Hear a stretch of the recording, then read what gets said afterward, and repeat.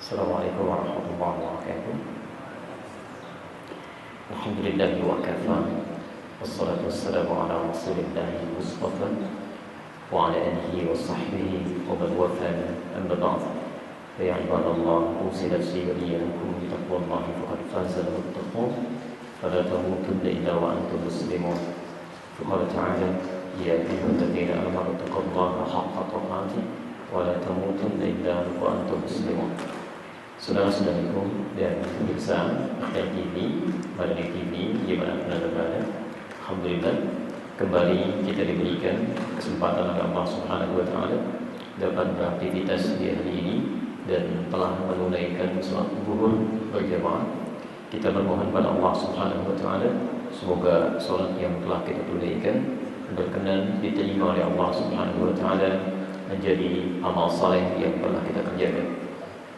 Namun demikian, setiap amal saleh yang pernah kita lakukan itu selalu memiliki indikator-indikator keberhasilan yang digariskan oleh Al-Quran dan keterangan Sunnah Rasulullah SAW. Jadi bila Anda telah menunaikan satu ibadah tertentu, jangan berharap puas dulu, karena menurut Allah belum tentu amal yang kita kerjakan bisa dipandang benar dan berhasil mengerjakannya. Bahkan dalam peristiwa sholat ini saja pernah dikisahkan dalam riwayat Sahih Al-Bukhari nomor hadis 751, 757, dan di hadis Muslim dengan redaksi yang sama nomor hadis 397, babul musi fis sholat, bab tentang orang yang sholat dengan masalah.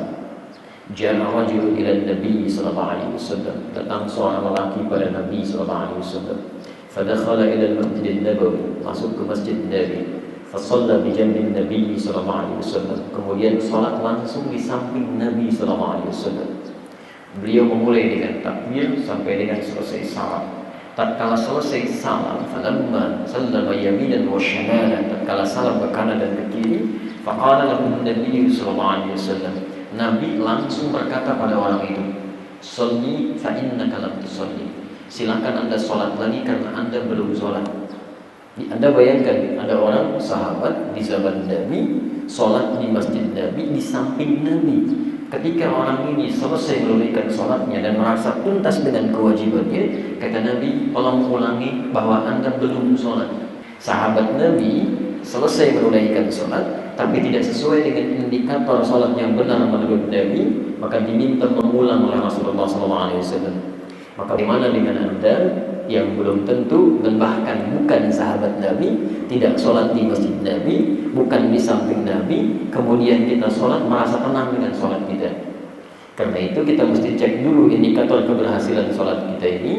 Di antaranya kita temukan di Quran surah ke-29 Al-Ankabut ayat 45. Saya ambil satu contoh saja sebagai gambar. Perhatikan kalimatnya, kita hafal sholat ayatnya. Innas salata tanha 'anil fahsya'i wal munkar.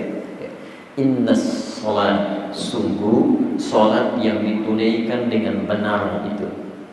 Perhatikan cara menerjemahkannya. Sungguh salat yang ditunaikan dengan benar itu. Jadi bukan sekedar salat. Saya pertajam sedikit ya. Di dalam bahasa Arab itu ada kalimat yang tidak disebut dengan ma'rifah.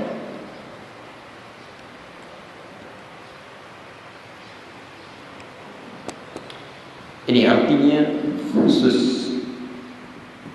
ada ketentuan, ada aturan yang berlaku, tidak sembarangan. Silakan Anda cek semua kalimat sholat yang terdapat dalam Al-Quran dan bermakna ibadah. Ingat, bermakna ibadah itu semuanya menggunakan alif lam. Silakan cek kalimat salat pertama Al-Baqarah ayat ketiga, itu posisi paling kiri di pertengahan. Alladzina yu'minuna bil ghaib wa yuqimunas shalah, ada alif lam. Al-Baqarah ayat 43, wa aqimus shalah. Ayat 45, wasta'inu bis sabri was shalah. Ayat 153, ya ayyuhalladzina amanu ista'inu bis-sabri was-shalah. Selalu ada alif lamnya. Jika kalimatnya tidak menggunakan alif lam, shalah saja begini, itu artinya Anda boleh bebas menunaikan salat. Ingin cepat-cepat, ingin lambat, ingin khusyuk, tidak, itu pilihan. Tapi kalau kalimatnya menggunakan alif lam, itu artinya salat yang dimaksudkan tidak sembarangan. Dia punya aturan yang tidak boleh kita lewati dan punya ketentuan yang tidak boleh kita langgar. Jadi kalau Anda ingin terjemahkan di Quran surah 29 ayat 45 tadi, innas shalah, sungguh salat yang benar ditunaikannya sesuai dengan aturan-aturan dan ketentuan yang dibawa oleh Nabi itu, tanha 'anil fahsya'i wal munkar. Itu yang bisa berdampak kebaikan bagi pelakunya, mencegah dari dua sumber keburukan. Maaf sekali lagi, kalau ada orang punya sifat dan sikap buruk, itu sumbernya cuma dua, tidak ada yang ketiga. Satu, disebut fahsya. Fahsya itu adalah keburukan yang bersumber dari syahwat. Kata-kata kotor, jorok, pornografi, porno aksi, LGBT, zina, itu masuk dalam kategori fahsya. Jadi mustahil ada orang sholat bisa melakukan tindakan fahsya. Kalau orang tidak sholat, kata-katanya kotor, dia nggak sholat. Tapi kalau ada orang sholat, lisannya masih kotor, pandangannya tidak bagus, pasti ada yang masalah dengan sholatnya. Mungkar, perbuatan yang diingkari oleh hati, sumbernya nafsu perut dan akal. Maaf, mencuri itu mungkar, berselisih itu mungkar, korupsi itu mungkar, merampok itu mungkar, membunuh itu mungkar. Mustahil ada orang sholat bisa korupsi, mustahil. Jadi kalau Anda melihat ada orang sholat masih mencuri, masih berdusta lisannya, ada yang salah dengan sholatnya. Di intinya, setiap orang yang sholatnya benar akan terjaga kebaikan diri, pasti baik. Ya. Maka mohon izin, tadi kita sudah menunaikan sholat zuhur berjamaah, dan entah berapa zuhur yang pernah kita tunaikan dalam kehidupan.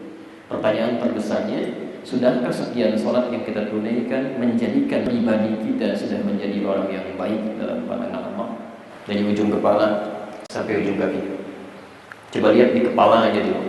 Ya, maaf, mata orang sholat dengan mata orang tidak sholat itu beda.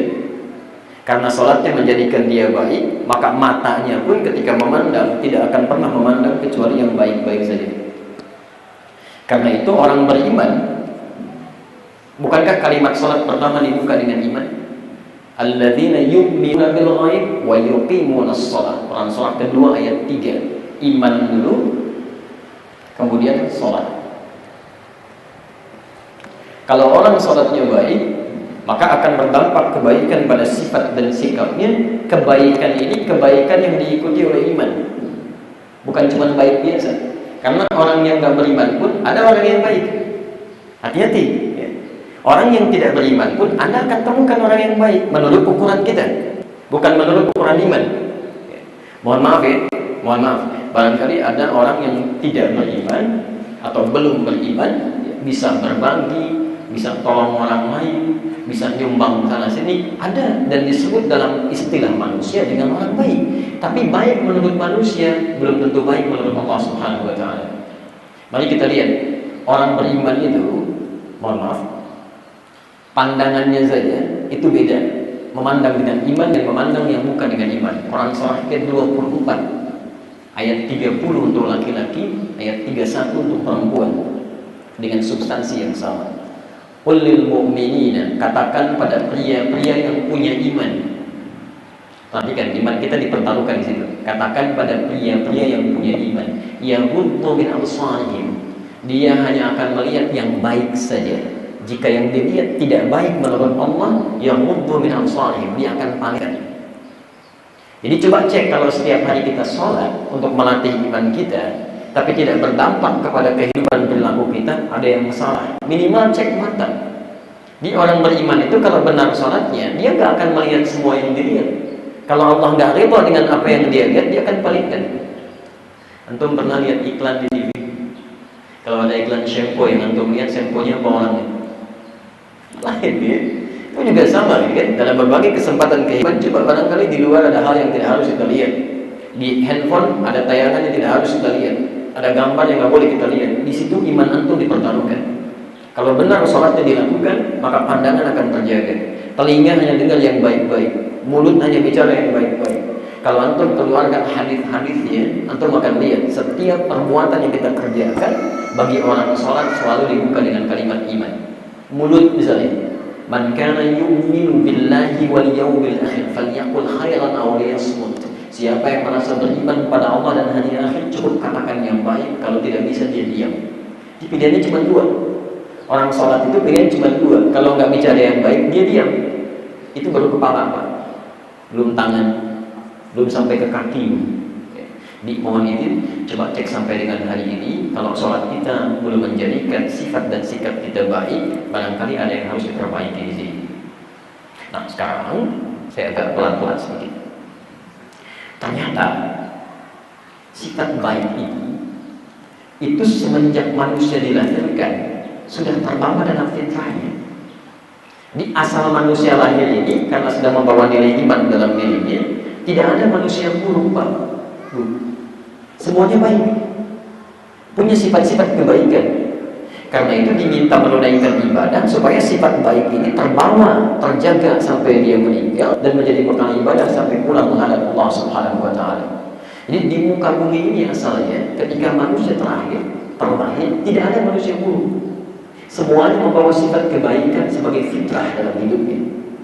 Paling gampang ya, maaf ya, jangankan orang yang sudah beriman menyatakan muslim, orang yang belum beriman saja ketika melakukan satu hal yang salah, itu hati kecilnya pasti mengingkari.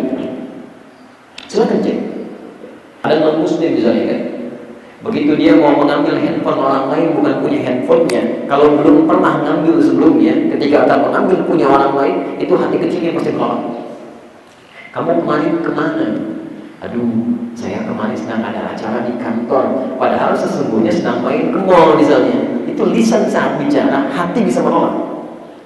Karena itulah manusia saat mulai pertama bahkan, belum terlahir ke muka bumi dalam kandungan ibundanya, kedua orang tuanya sudah fitrah dalam dirinya mengharapkan anaknya menjadi orang baik. Quran surah ke-7 ayat 189. Di Musa paling kiri sebelah atas, di Musa standar. Quran surah 7 ayat 189. Di akhir ayatnya,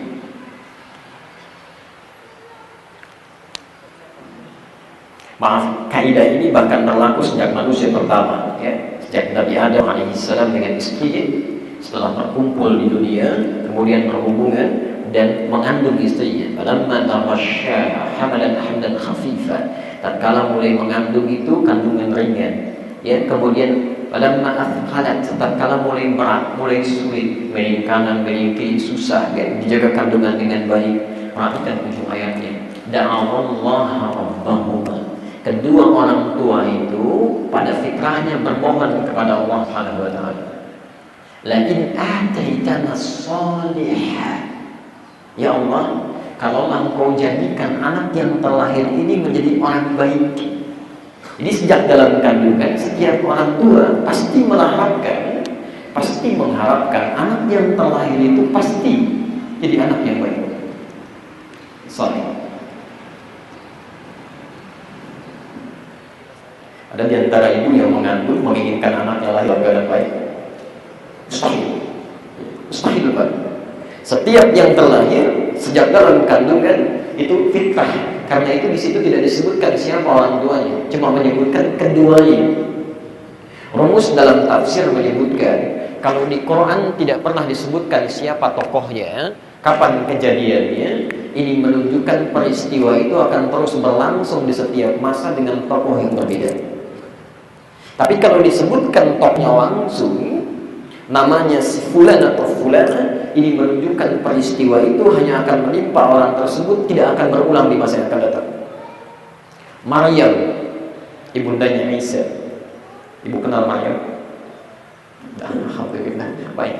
Maryam itu bisa mengandung, kemudian melahirkan, ya. Bahasa Qurannya tanpa pernah disentuh oleh seorang lelaki. Ingat, Awas, bedakan ya, bukan mengandung melahirkan tanpa bapak. Kalau yang mengandung melahirkan bapaknya tidak diketahui banyak. Tapi di sini kalimatnya tidak pernah disentuh lelaki manapun, dan kalimatnya disebutkan wa Maryam ibnata Imran, Maryam anak perempuannya Imran. Ini menunjukkan peristiwa itu hanya akan terjadi pada Sayyidah Maryam, tidak akan dialami oleh perempuan-perempuan lain di masa yang akan datang. Kembalikan di sini. Jadi setiap manusia, bahkan sejak dalam kandungan, diharapkan tumbuh jadi orang baik, sehingga ketika terlahir inilah kemudian Allah memberikan langsung kepada manusia ini nama khusus yang membawa sifat kebaikannya. Tolong perhatikan urutan bahasan ya. Perhatikan urutan bahasan.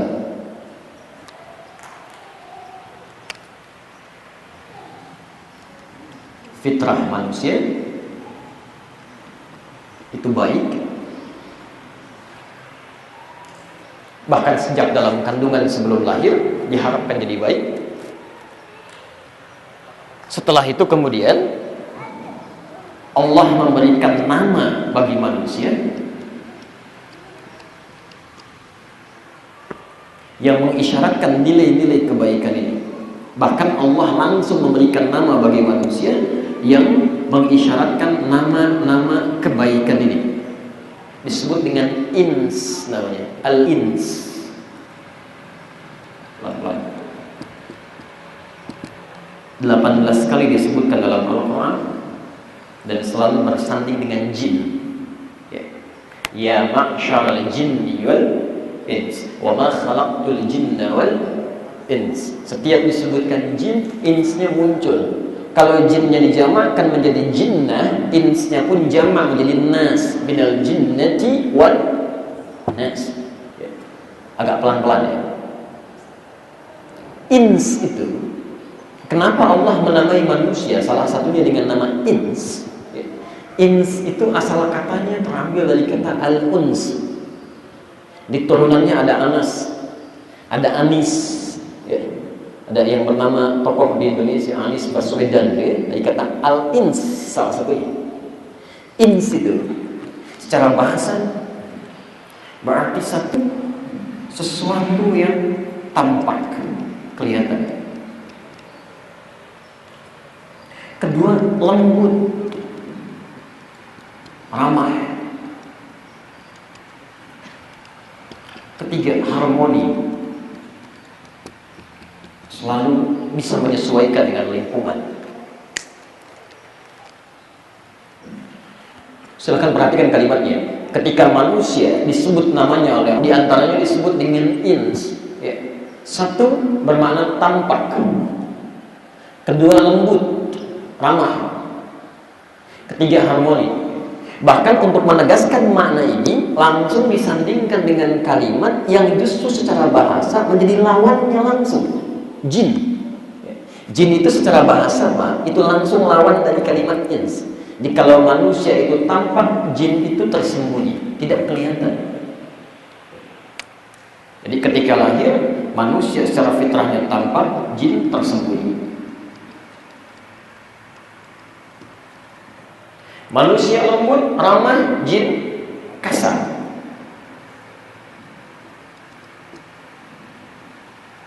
Manusia harmoni, jin pada umumnya seringkali menghadirkan sesuatu yang membuat rusuh, gelisah.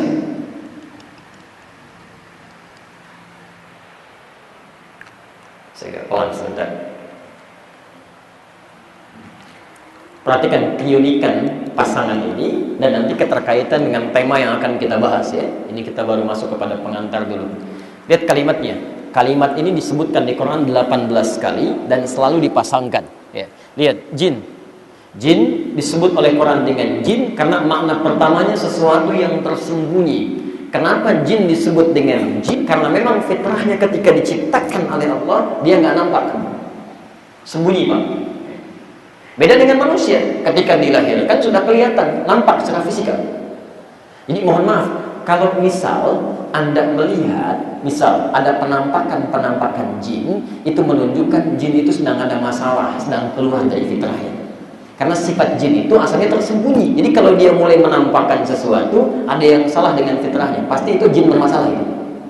Yang paling bermasalah kalau ada manusia mencari-cari penampakan jin, itu agak aneh. Karena jin itu fitrahnya nggak boleh nampak, tersembunyi. Sama dengan manusia, maaf, kalau ada manusia yang sifatnya tampak kelihatan, tiba-tiba senang sembunyi-sembunyi, bapak pulang ke rumah sembunyi-sembunyi, kan? Masuk kelas sembunyi-sembunyi, ke masjid mojok-mojok, itu pertanda. Bukan sama dengan jin, saya tidak bilang gitu ya. Ini pertanda ada yang salah dalam fitrahnya. Pasti sedang masalah. Tapi poinnya, manusia disebut dengan al-ins, makna yang kedua, itu punya bawaan yang lembut, halus. Tidak ada kisah manusia dilahirkan sudah bisa mencela orang lain, tidak ada. Pasti ramah itu. Kalau ada manusia yang tiba-tiba bisa mencela orang lain, tiba-tiba kata-katanya kasar, tiba-tiba senang berselisih, ada yang berkelahi macam-macam, sebetulnya yang salah bukan manusianya, ada pengaruh di sekitarnya yang membuat dia berubah. Pernah ada orang anak dilahirkan langsung mencela ibunya, begitu lahir langsung mengatakan, kenapa mama melahirkan saya? Nggak ada. Yang ada adalah kelembutan. Saking lembutnya, jangankan anak sendiri, Pak, anak orang bisa digendong-gendong, Masya Allah, gitu kan. Dalam suasana perang pun bayi-bayi itu tidak boleh dilukai, ada fitrah dalam jiwa. Jadi kalau ada suasana tiba-tiba orang menghancurkan bayi-bayi, ada yang membom, ada yang membunuh, ada yang menembak dan sebagainya, itu ada yang salah dalam fitrah kehidupan itu. Ada yang biru itu. Yang kita ingin bahas sekarang,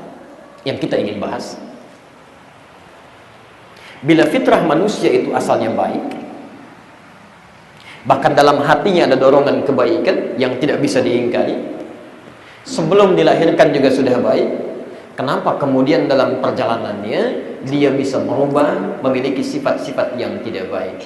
Itulah inti pembahasan kita di siang ini, akan membahas tentang faktor-faktor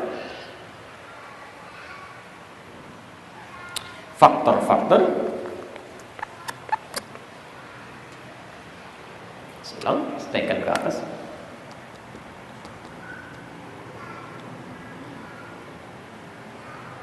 yang memengaruhi, agak panjang gitu, fitrah kebaikan manusia.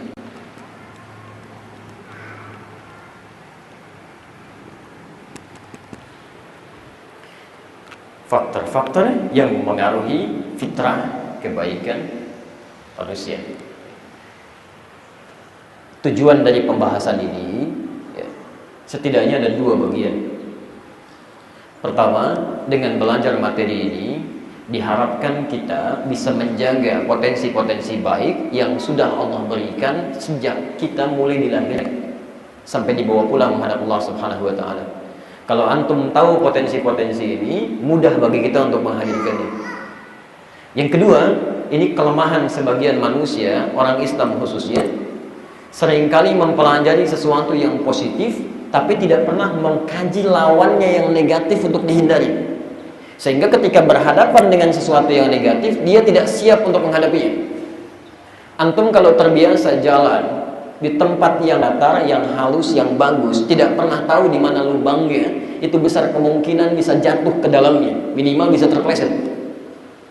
Nah, kelemahan kita saat ini seringkali belajar yang positif-positif, tidak pernah membahas lawannya yang negatif, sehingga tidak punya kewaspadaan untuk menghindarinya. Termasuk faktor-faktor yang bisa memengaruhi kebaikan seorang manusia jarang dikaji. Yang dikaji yang baik-baiknya saja. Bagaimana caranya makan sesuai petunjuk Nabi, bagaimana caranya sholat sesuai petunjuk Nabi, bagaimana caranya puasa sesuai petunjuk Nabi. Tapi tidak pernah dipelajari bagaimana hal yang bisa mengurangi kehusuan sholat, hal yang memalingkan dari rezeki yang halal.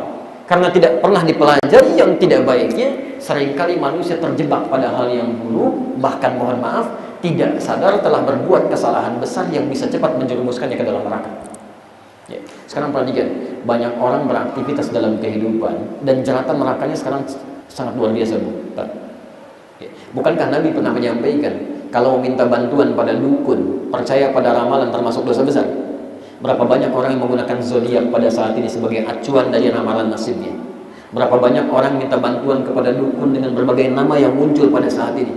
Ada yang paranormal, ada yang kiai, ada yang macam-macam dan sebagainya. Padahal itu keliru. Karena itulah kita akan keluarkan petunjuk-petunjuk Al-Quran yang menerangkan faktor-faktor yang bisa menyimpangkan manusia dari fitrah kebaikannya. Kita akan teruskan. Ini materi saya pikir sangat penting untuk pembahasan kita. Saking pentingnya bahkan agak sulit dihapus ini ya. Jadi sesuaikan saja dengan bahasan kita. Baik. Ada 3 faktor utama. Saya ulang, ada 3 faktor utama yang diisyaratkan dalam Al-Quran, berpengaruh langsung pada sumber-sumber kebaikan pada diri manusia. Hati-hati betul dengan yang 3 ini ya. Jadi kalau yang 3 ini sudah hadir salah satunya dalam diri manusia, maka sumber-sumber kebaikan bisa tertutup. Nanti kita ambil keterangan ayat-ayatnya.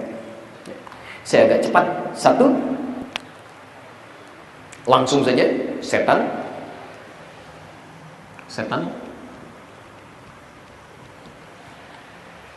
Dan ini bekerja keras bagaimana menjadikan manusia itu keluar dari nilai kebaikannya. Yang kedua, maksiat.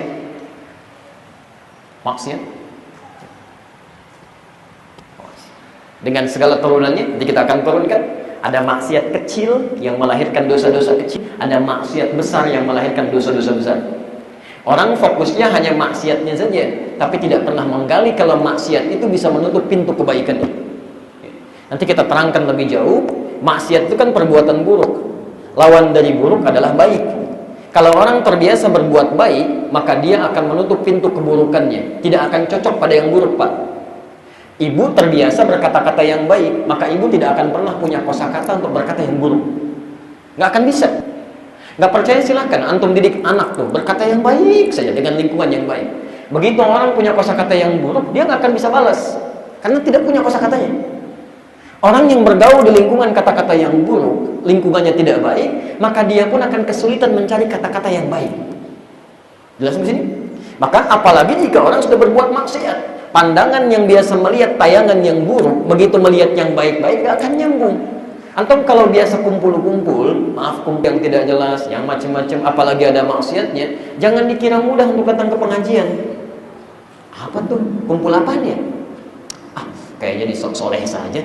Sudah lain kalimatnya. Seperti antum yang sekarang sudah mulai mau belajar, kalau sudah belajarnya nyaman, itu kumpul-kumpul yang gak jelas sudah gak nyambung lagi. Apalagi pada hal-hal yang melahirkan maksiat, gak akan nyambung. Gak akan nyambung. Dari sini kita nanti turunkan beberapa bahasannya. Yang ketiga adalah konsumsi yang haram. Konsumsi yang haram. Bisa makanan, bisa minuman, dan ingat, bisa perangkat hidup. Pakaian haram, pena haram, handphone haram. Awas, itu nanti kita akan bahas dan kita akan turunkan hadisnya. Bahkan jangankan menutup pintu kebaikan, doa itu sulit terkabulkan.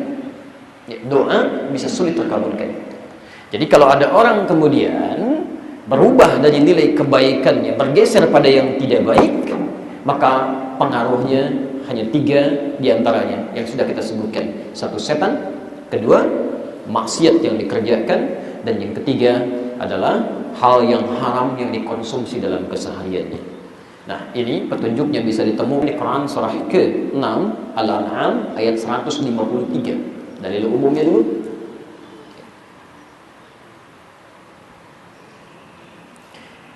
Inna hadha siratal mustaqim. Ini jalanku yang lurus, fitrah yang baik tadi. Ikuti yang baik-baik ini. Fattabi'uhu, ikuti ini, wala tattabi'us subula. Jangan diikuti jalan-jalan lain yang menyimpang. Jangan diikuti jalan-jalan lain yang menyimpang. Apa jalan-jalan yang bisa menyimpangkan kita dari jalan kebaikan ini? Di antaranya 3 hal yang akan kita bahas ini. Kalau sudah siap, kita mulai dengan bahasan yang pertama. Setan. Wah, hati-hati. Jangan-jangan antum selalu menyebut setan, tapi nggak kenal siapa setan. Karena nggak kenal dengan setan, lebih mudah terjebak pada godaan setan dibandingkan orang yang waspada ketika mengenalnya. Baik. siapa itu setan?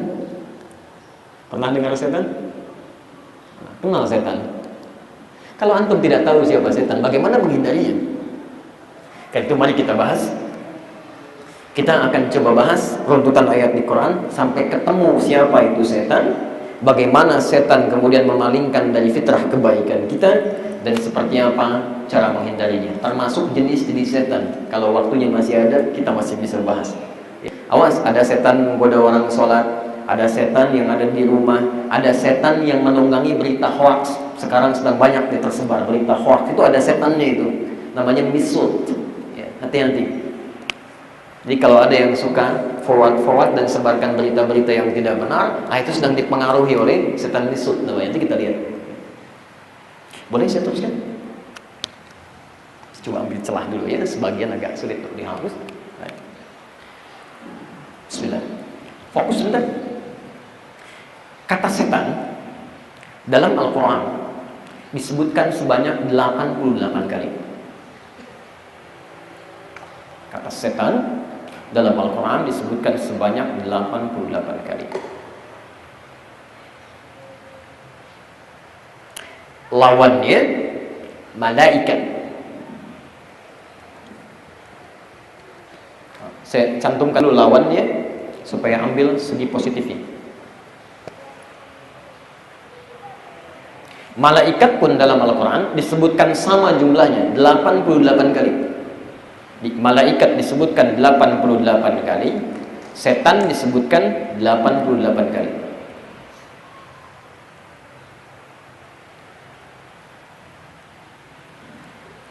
Pelan-pelan. Saya buka dengan ini dulu, nanti supaya di akhir mudah untuk memberikan penjelasannya. Dari 88 kali penyebutan setan ini, Al-Quran kemudian memberikan jabaran bagaimana setan ini terbentuk, seperti apa cara dia menggoda, dan bagaimana kaitannya dengan malaikat yang disebutkan sama jumlahnya dalam Al-Quran. Maka bagian pertama, kita gali dulu untuk menemukan kalimat setan sampai memiliki wujud yang bisa memalingkan kita dari fitrah kebaikan. Satu, Quran surah ke-15 Al-Hijr ayat ke-28. Quran surah 15 Al-Hijr ayat 28. Kita biasakan menurunkan dalilnya dulu ya, supaya saat nanti orang tanya, satu, kita bisa jawab, kedua, punya argumentasi yang kuat, langsung bersumber dari sumber yang utama ya. Satu, Quran surah 15 ayat ke-28. Kedua, Quran surah ke-2 Al-Baqarah ayat 30 sampai ayat 36. Ayat 30 sampai ayat 36, posisi paling kiri sebelah atas sampai ke tengah. Selanjutnya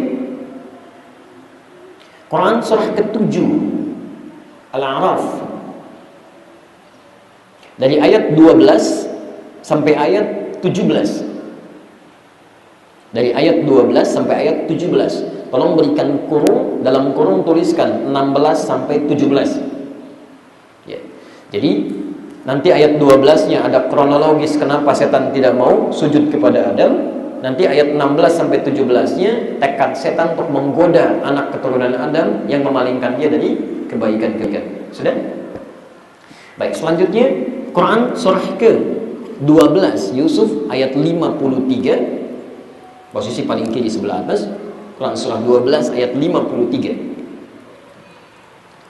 Ditutup Quran surah 91 Asy-Syams ayat 7 sampai 10. Ayat 7 sampai 10.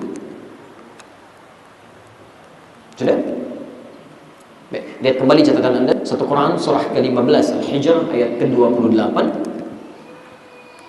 Kemudian Quran surah kedua Al-Baqarah ayat 30 sampai 37. Ketiga Quran surah ke-7 Al-A'raf ayat 12 sampai ayat 17.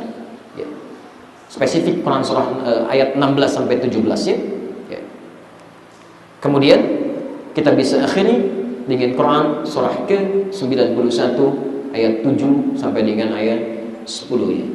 Ingin ditambah bonusnya Quran surah keempat ayat 116 sampai 119. Posisi paling kanan di tengah sampai ke bawah. Sudah? Baik.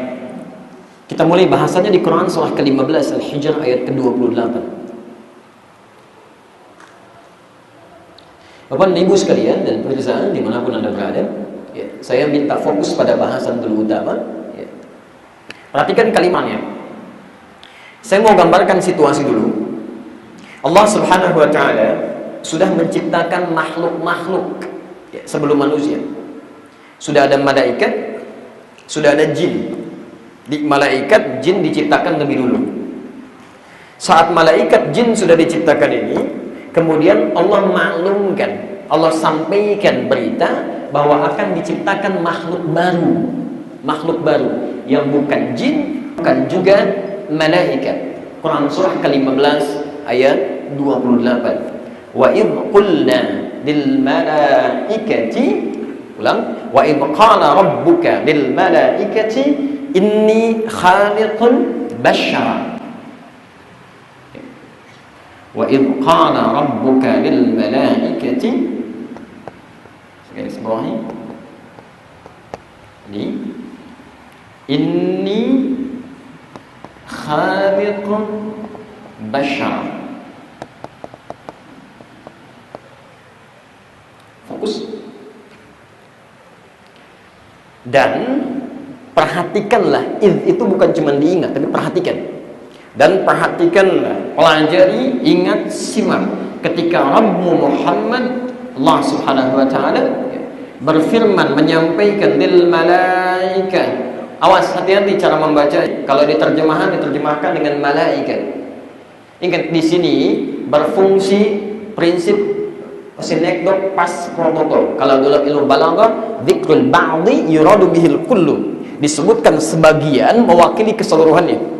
Tadi masih ingat makhluk yang diciptakan sebelum manusia ada apa saja? Ada malaikat, kemudian jin. Jadi ada jin plus dengan malaikat. Hanya karena jumlah malaikat dan tugasnya lebih dominan dibandingkan jin, maka dalam suasana itu kalimatnya langsung disampaikan dengan satu istilah, satu nama, tapi mencakup juga pada mana jin. Ketika Allah menyampaikan, saya berfirman pada malaikat, maksudnya pada jin juga. Kalau saya katakan begini, saya ingin menyampaikan Pak ya, perkataan saya mengatakan pada Bapak, tapi Ibu juga dengar kan? Pak, tunaikan sholat ya. Apakah kata-kata saya untuk Bapak saja atau untuk Ibu juga? Ibu juga kan ya? Jadi kalimat umum walau dicontohkan salah satunya. Awas, pahami dulu ini ya. Kalau sudah paham, perhatikan. Ketika Allah menyampaikan pada malaikat dan jin pun ada pada saat itu, inni khaliqun bashara, saya akan menciptakan makhluk baru namanya bashar. Nama kedua dari manusia disebutkan 35 kali dalam Al-Quran dalam bentuk tunggal, bashar. Sekarang perhatikan, fokus. Khaliq artinya membuat sesuatu yang tidak ada menjadi ada tanpa bahan sebelumnya. Tidak ada bahannya. Kenapa Allah disebut dengan Khaliq? Bahkan Allah menamai zatnya dengan Khaliq. Inni Khaliq, saya Khaliq. Dan kita selalu katakan Allah sang Khaliq. Itu bahasa Quran. Khaliq itu artinya menciptakan sesuatu tanpa bahan. Bedanya dengan makhluk, kalau makhluk membuat sesuatu pasti ada bahannya. Bisa nggak antum bikin kursi tapi nggak ada bahannya? Masya Allah, tiba-tiba ada kursi aja, nggak mungkin. Nggak mungkin. Spidol pasti ada bahannya dulu. Beda dengan Khaliq. Khaliq itu nggak ada jadi ada. Jelas di sini? Ini kalimat pertama dulu ya. Pahami, Khaliq mencipta sesuatu dari tidak ada menjadi ada. Siapa yang dicipta ini? Basyara, makhluk baru, bukan malaikat, bukan jin. Diterjemahkan dengan manusia. Sampai sini ini nggak ada masalah. Tidak ada masalah. Yang jadi persoalan kisahnya dimulai ketika makhluk baru ini dijelaskan oleh Allah fungsi penciptaannya. Karena mustahil ada ciptaan Allah yang sifatnya sia-sia.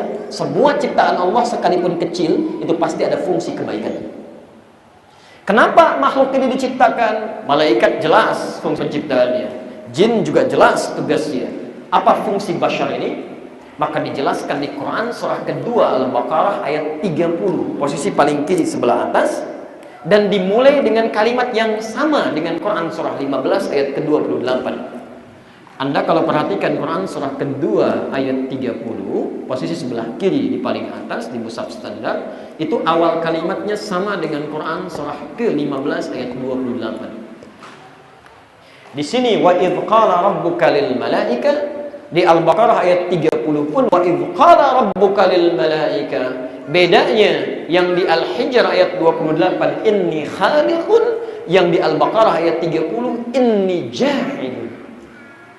Inni ja'ilun fil ardi khalifah. Fil ardi khalifah. Nah, masalah mulai di sini. Fokus ya. Jadi kalimat pertama di Al-Hijr ayat 28 itu makhluknya baru dicipta. Ini saya ciptakan manusia, makhluk baru. Nggak ada masalah. Yang jadi persoalan ketika fungsinya mulai dijelaskan, apa tujuan menciptakan manusia ini? Dalam bahasa Arab, menjelaskan satu fungsi manfaat dari benda yang tercipta, itu kalimatnya menggunakan ja'ala, ja'il. Misal, in the spidol. Apa fungsi itu? Halo? Belum tentu. Kalau saya katakan inni ja'ilun al-qalam ramyan lin nu'as, saya mau jadikan spidol yang ini khusus untuk melempar yang ngantuk, misal. Nah, itu ja'il namanya. Inni ja'ilun al-qalam, misal alatan lil kitabah, saya jadikan spidol yang ini untuk menulis. Maksud saya, kalau ada kalimat dalam bahasa Arab ja'ala atau ja'il, itu artinya memberikan fungsi pada benda ya, atau objek yang sudah tercipta. Jelas? Maka diperkenalkan oleh Allah kepada para malaikat dan jin, saya akan jadikan manusia yang tercipta ini, bashar ini, fungsinya fil ardi khalifah, sebagai khalifah di muka bumi. Di sini mulai muncul persoalan. Malaikat mulai bertanya kepada Allah untuk menegaskan tentang kuasa Allah. Kalau dalam bahasa kita, ya Allah, kenapa engkau memberi tugas khalifah itu kepada manusia, bukan kami yang sudah ada aja? Kenapa harus menciptakan makhluk baru? Ya. Bahkan ataj'alu fiha man yufsidu fiha wa yasfikud dima. Apakah diciptakan makhluk yang bisa berpotensi berbuat kerusakan, bahkan menumpahkan darah? Terbukti sekarang ya, manusia banyak yang merusak dan bahkan menumpahkan darah ya. Tapi persoalannya, dari mana malaikat tahu bahwa manusia bisa merusak dan menumpahkan darah ya? Bahkan kan manusia ini belum dicipta, baru jadi, kok mengatakan begitu? Ada yang menafsirkan sebelumnya sudah ada manusia yang lainnya, ada yang mengatakan Allah memberi penjelasan. Jawaban yang paling mudah dipahami ditafsirkan oleh Al-Quran sendiri. Karena manusia saat diciptakan ini, nama yang dilekatkan kepadanya disebut dengan bashar. Bashar itu secara singkat makhluk yang punya potensi nafsu. Ini mau saya turunkan dulu. Bashar adalah makhluk yang punya potensi nafsu. Ya, fokus.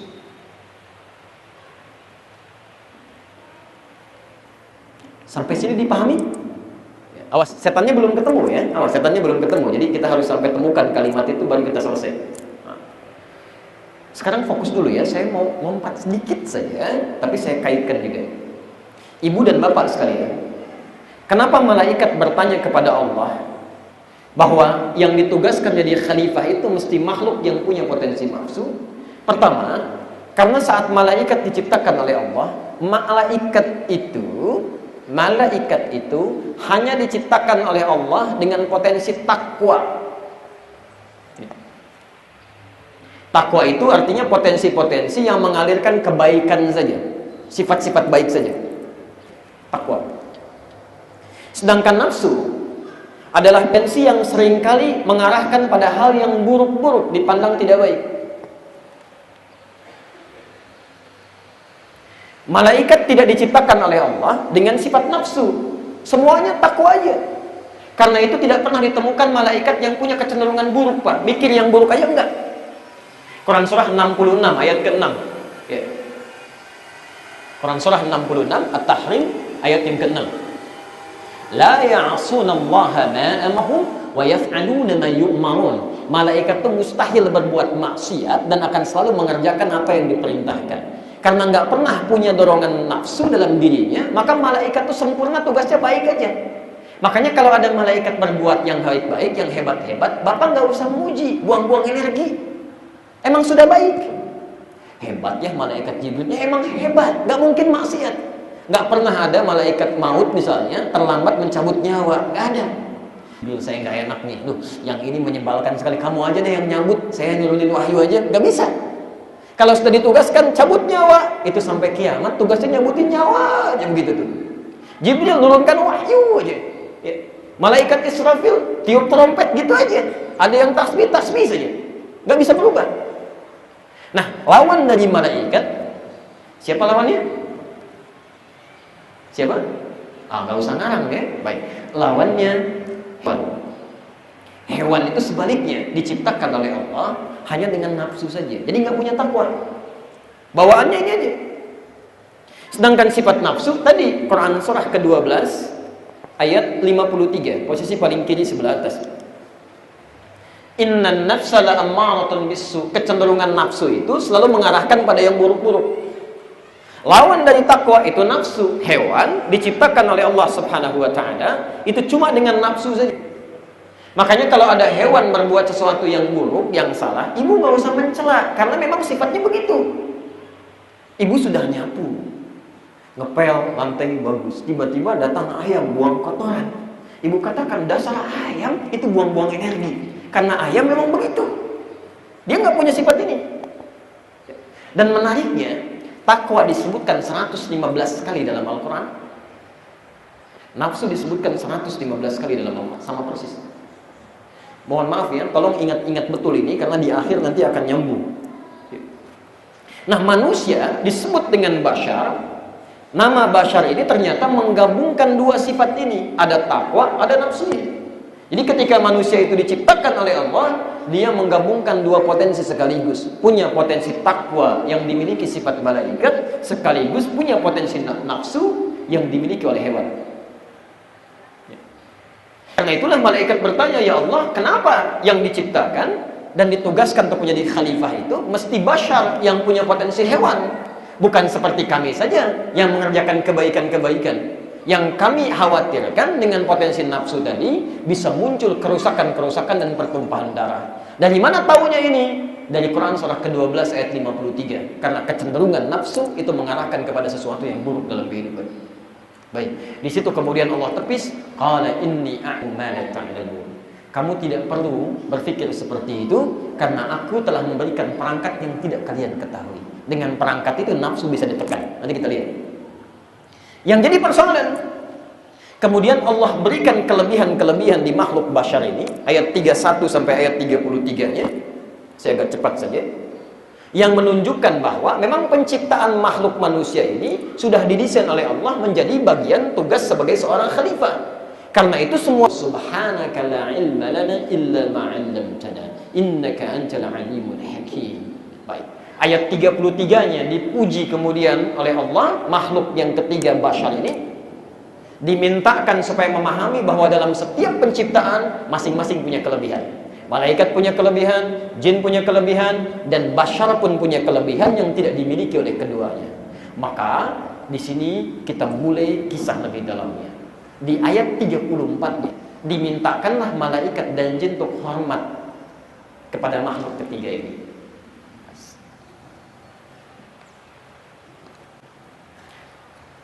Di sini runtutan kajian kita, saya minta untuk tidak dihapus nih. Malaikat, jin diminta hormat kepada Adam, bashar. Ya. Tadi namanya bashar. Kemudian bashar ini spesifik diberi nama khusus. Adam, ayat 31-nya, wa 'allama Adam al-asma' kullaha. Adam. Setelah dipaparkan kelebihan Adam dibandingkan malaikat dengan jin, lalu dimintakan keduanya ini untuk hormat kepada Adam. Tolong fokus ya. Satu, penting dicatat, hormat kepada Adam ini bukan untuk mengkultuskan Adam, tapi dalam rangka menaati perintah Allah Subhanahu wa taala. Di ketika duanya diminta hormat bukan karena hormatnya, tapi karena Allah memerintahkan. Allah nggak butuh dengan penghormatan mereka, tapi butuh dengan, ini yang paling penting ya. Awas, hati-hati untuk diketahui apakah makhluk ini taat atau tidak pada perintah Allah. Dan Allah tidak membutuhkan apapun dalam kehidupan ya. Fokus. Ketika itulah diminta keduanya untuk hormat kepada Adam dengan cara sujud. Sujud itu penghormatan tingkat tinggi. Ayat 34. Wa idh qulna lil malaikati isjudu li Adam. Dan pelajarilah ketika kami perintahkan malaikat sekaligus jin untuk sujud hormat kepada Adam. Bukan sujud menyembah, tapi sujud hormat kepada Adam. Untuk menaati perintah Allah Subhanahu wa taala. Fasajadu, semuanya sujud, illa siapa? Iblis. Semua sujud kecuali iblis. Allahu Akbar. Iblis. Maaf, jelas sampai sini? Pak, jelas. Sekarang malaikat ada, jin ada, manusia jelas. Ini siapa? Karena yang disebutkan tadi kan, mohon maaf, yang ada tadi kan siapa aja? Satu, malaikat kan? Yang kedua, jin. Yang ketiga, nah ketika semua diminta sujud, malaikat dan jin semua sujud kecuali iblis. Iblis ini siapa? Karena nggak pernah disebutkan sebelumnya. Yang disebutkan cuma malaikat, kemudian jin diperintahkan sujud kepada Adam. Tiba-tiba yang nggak sujud iblis. Ini siapa? Apakah makhluk yang baru? Atau satu di antara malaikat atau jin ini? Ini yang coba kita akan telusuri selanjutnya. Baik. Quran surah ke-18 ayat 50. Posisi paling kanan di pertengahan. Quran surah ke-18 Al-Kahf ayat 50. Anda silakan cek ya. Ayat 34 di Al-Baqarah awalnya sama dengan ayat 50 di surah ke-18. Wa idh qulna lil malaikati isjudu li Adam. Demikian di Al-Baqarah 34, di Al-Kahf ayat 50 pun ayatnya sama awalnya. Wa idh qulna lil malaikati isjudu li Adam fasajadu illa iblis. Semua sujud kepada Adam sebagai penghormatan kecuali iblis. Ustaz, kok ayatnya sama? Bukan sama. Yang di Al-Baqarah menerangkan tentang pelanggarannya, yang di Al-Kahfi menerangkan tentang siapa itu iblis. Teruskan ayatnya. Kana minal jinni fa fasaqa an amri rabbi. Kana minal jinni. Iblis itu termasuk dari kalangan jin. Ketemu ya? Masih ingat di awal tadi? Makhluk pertama malaikat, kedua jin. Tiba-tiba ketemu iblis di sini. Siapa itu iblis? Dijelaskan di Quran surah 18 ayat 50, dia ini termasuk kali kalangan jin. Fa fasaqa an amri rabbi. Fasaq, yang kemudian menyimpang dari aturan Allah. Ya. Sekarang sudah ditemukan ya, iblis ternyata asalnya dari jin yang taat kepada Allah, tiba-tiba dia menyimpang. Saya mohon maaf, kalau di akhirat itu seharinya berapa lama di dunia? 1000. Tahu dari mana? Baik, Quran surah ke-32 ya, ayat kelima itu fi yaumin kana miqdaru alf sanatin mimma ta'udun, kan? Baik, malaikat bola-balik sehari itu seharinya bisa sama dengan 1000 tahun dari hitungan kita. Saya mau sampaikan, jadi kalau jin yang taat ini pernah beribadah sehari aja di akhirat, berarti berapa lama ukuran dunia? 1000 tahun. Tiba-tiba dia menyimpang. Dan penyimpangannya, ketika dia menyimpang dari aturan Allah, fatal akibatnya. Dan dari fatal ini tiba-tiba Allah melaknat dia, Allah mengusir dia, Allah kemudian menjanjikan neraka dan tidak pernah keluar di dalamnya. Antum bisa bayangkan nggak? Makhluk yang ibadah saja dalam ukuran 1000 tahun ukuran dunia bisa celaka ketika menyimpang dari aturan Allah. Maka bagaimana dengan manusia yang tidak ada 10%-nya saja barangkali dari usia ibadah yang pernah dikerjakan oleh kalangan jin tadi. Antum bisa sholat dalam 100 tahun tanpa henti. Kalau antum hidup aja nggak nyampe 100 tahun kemudian bisa maksiat kepada Allah, bagaimana bisa menjamin bisa punya amal baik yang cukup mengantarkan ke surga? Sementara makhluk ini saja sehari sudah bermaksiat ukuran 1000 tahun bisa tercela kehidupannya. Iblis ini kenapa tiba-tiba tidak mau sujud? Quran ke-7 ayat 12 sampai ayat 17. Di sini kita teruskan.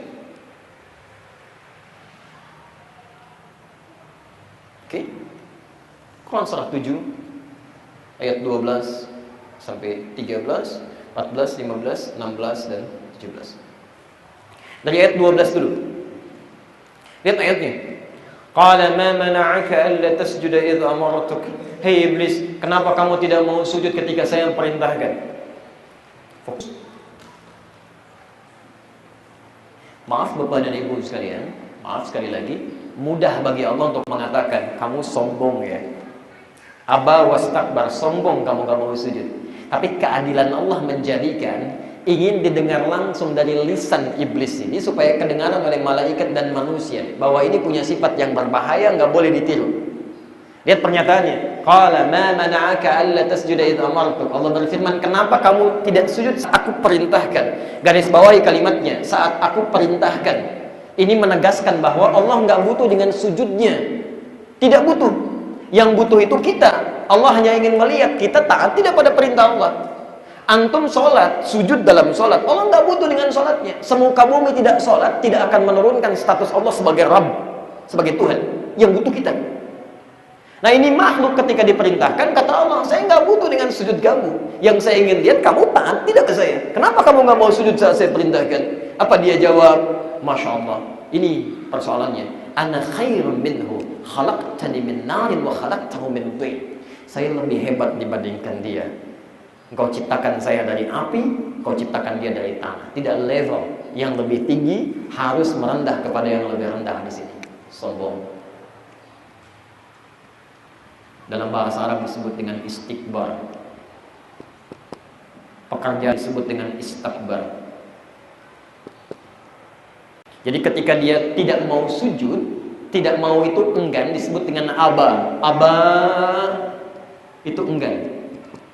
Kenapa dia enggan? Istakbar. Karena itu ketika sudah dijelaskan ketahuan siapa makhluknya, maka diterangkan di Al-Baqarah ayat 34 itu. Perhatikan kalimatnya. Wa idh qulna lil malaikati isjudu li Adam fasajadu illa iblis. Kenapa? Aba wastakbar. Dia enggan sujud karena sombong. Kenapa kemudian namanya dirubah dari jin menjadi iblis? Sekarang fokus betul ya. Ini mungkin belum sempat ditemukan nih. Ini agak dalam kajiannya karena saya menggabungkan beberapa kitab tafsir. Ya, jadi kalau baca satu tafsir saja Anda nggak akan temukan uraian ini. Harus Anda gabungkan dulu. Dalam bahasa Arab ada balasa, ada lamisa, lim, lam, ba, sin. Lihat hurufnya sama. Di sini ada ba, di sini ada ba. Sini ada lam, sini ada lam. Sini ada sin, sini ada sin. Tapi maknanya bisa beda. Perhatikan sini. Kalau lam bisa, lam, ba, sin yang bawah ini, itu artinya sesuatu yang baik menutup sesuatu yang kotor, yang tidak mau terlihat. Misal, ada aurat tidak mau terlihat tampil keluar, maka Anda tutup dengan pakaian yang elok. Maka itu disebut dengan labisa dalam bahasa Arab. Pakaiannya disebut dengan libas. Pakaiannya disebut dengan libas. Quran surah ke-7 dari ayat 27 sampai 31. Walibasut taqwa dzalika khair. Pakaian takwa itu yang terbaik, yang lebih mendekatkan diri Anda pada Allah Subhanahu wa taala. Bukan mewah. Anda pakai pakaian tampil mewah tapi menurut Allah enggak baik, tetap Anda enggak baik. Kalau Anda disebut baik oleh penduduk di sini, ya, di Green Andara ini Anda disebut baik, Masya Allah, mohon maaf, Selebak Bulus belum tentu menyebut Anda baik. Orang Bekasi belum tentu mengenal Anda. Tapi kalau Allah sudah mengatakan Anda baik, maka semuka langit dan bumi akan mengatakan Anda yang terbaik. Sebaliknya, Anda cari masalah dengan manusia, Anda bisa pindah tempat. Saya punya masalah di Bekasi, saya pindah ke Pondok Labu, nggak ada masalah. Saya punya masalah dengan orang se-Indonesia, saya pindah ke Brunei, pindah ke Malaysia, masih luas.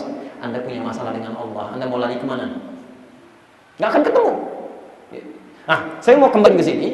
Yang jelek ditutup dengan yang baik itu libas. Tapi kalau ada sesuatu yang baik, kemudian tertutupi dengan sesuatu yang jelek, terhijab dia, kena tirai begini, tidak nampak seperti ini, maka kalimatnya berubah dari labisa menjadi balasa. Jelas? Yang ditutupinya disebut dengan iblis namanya.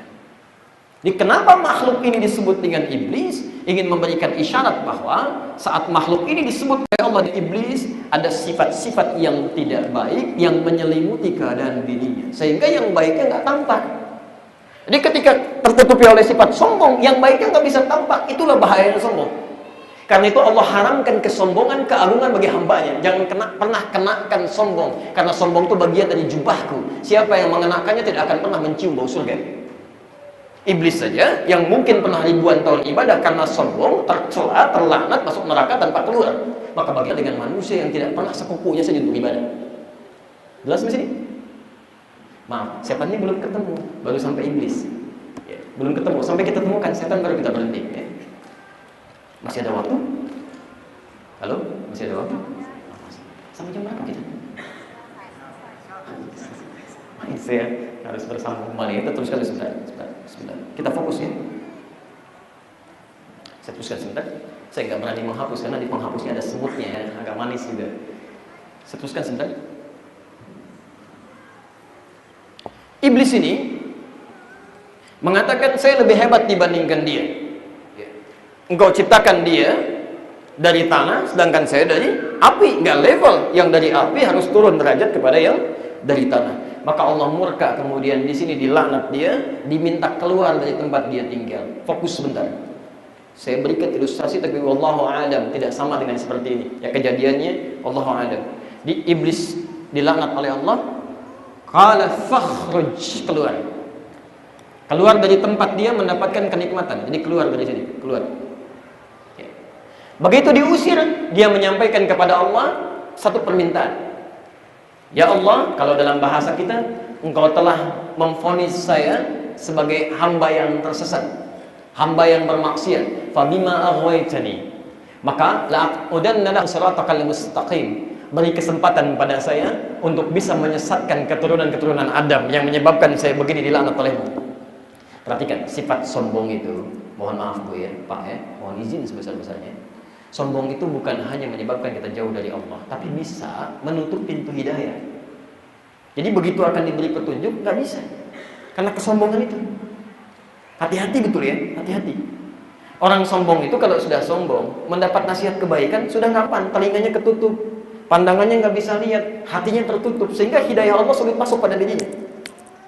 Karena itulah ketika iblis tertutupi dengan penyakit sombong, maka dia langsung menyimpulkan, padahal Allah Maha Pemaaf, kalau dia bertobat pun seketika akan diterima. Cuma karena sifat sombongnya tertutup peluang untuk tobat pada dirinya itu, tidak bisa keluar dia, yang keluar kesimpulan yang keliru. Karena saya sudah dianggap tersesat, dianggap menyimpang. Awas ya, tolong catat kata-kata saya ini. Setiap kalimat yang diucapkan akan diresapkan pada diri manusia.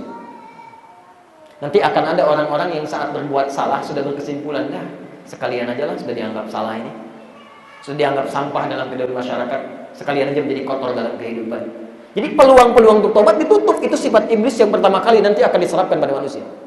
Dia katakan, ya Allah, berikan saya waktu, saya akan sesatkan orang-orang ini, anak keturunan Adam. Saya akan buktikan kepadamu bahwa saya memang lebih hebat dibandingkan dengan dia.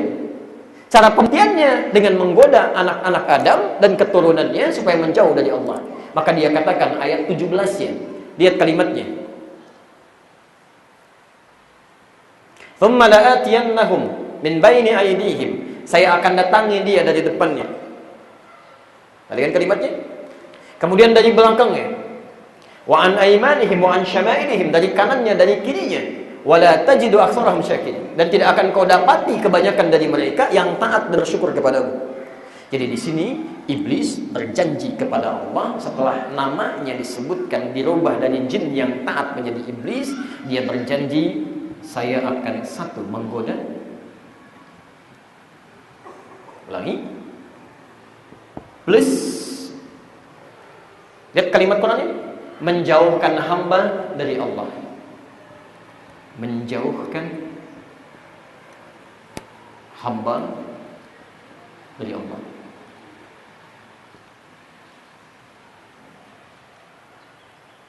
Dia punya janji di sini. Maaf, jelas sampai sini dulu? Kalau sudah jelas saya teruskan. Jelas? Baik. Kalau dianggap jelas, sekarang buka Quran surah kedua Al-Baqarah ayat 35 sampai 36. Sudah, posisi paling kiri di pertengahan. Baik, sekarang perhatikan. Tadi iblis berjanji kan ya? Saya akan goda Adam dan semua keturunannya supaya menyimpang dan menjauh dari Allah. Maka karena Adam belum berketurunan saat berada di alam akhirat itu, setelah peristiwa itu Allah mintakan, Adam dan istrimu silahkan nikmati tinggal di surga yang kami siapkan. Ya, lihat kalimatnya, wa qulna ya Adam uskun anta wa zawjukal jannah wa la taqraba hadhihi syajarata fatakuna minadh dhalimin. Adam dan istrimu silahkan tinggal di surga yang telah kami siapkan khusus untukmu saat ini. Maaf, kalimat al-jannah pakai alif lam di situ menandakan itu surga hanya untuk Adam dan istrinya pada saat itu. Bukan surga yang akan kita tinggali nanti. Berbeda, ya. Berbeda.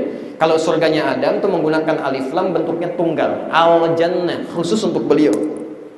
Tapi kalau surga kita nanti, kata Nabi, ma la 'ainun ra'at wa la udhunun sami'at wa la khatara 'ala qalbi bashar. Tidak pernah dilihat, tidak pernah didengar, dan tidak pernah terlintas dalam benak kita. Karena itu dalam Al-Quran bentuknya berbentuk jama' dan selalu tidak menggunakan alif lam. Surga pertama di Quran di Al-Baqarah ayat 25, posisi paling kanan sebelah atas. وَبَشِّرِ الَّذِينَ آمَنُوا وَعَمِلُوا الصَّالِحَاتِ أَنَّ لَهُمْ جَنَّاتٍ تَجْرِي مِنْ تَحْتِهَا الْأَنْهَارُ. Alif lamnya nggak ada, bentuknya jamak. Sekalipun bentuknya tunggal, alif lamnya tetap nggak ada. Quran surah ketiga Ali Imran ayat 133, posisi paling kanan di atas.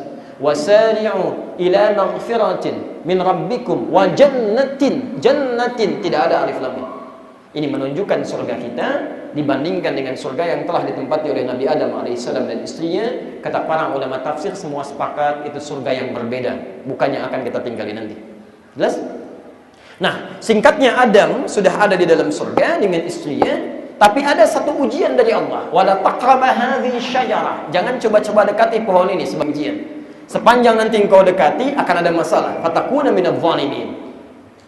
Yang jadi persoalan, iblis tadi sudah berjanji, saya akan goda Adam dan keturunannya supaya menyimpang darimu. Sifat godaan iblis ini ingin membuktikan diri bahwa saya lebih hebat daripada Adam. Buktinya Adam aja bisa takluk dengan saya. Ini menunjukkan saya lebih unggul. Perhatikan, sifat sombong itu kalau sudah muncul bisa menutup pintu kembali. Di kesimpulannya selalu ingin hebat. Selalu hebat.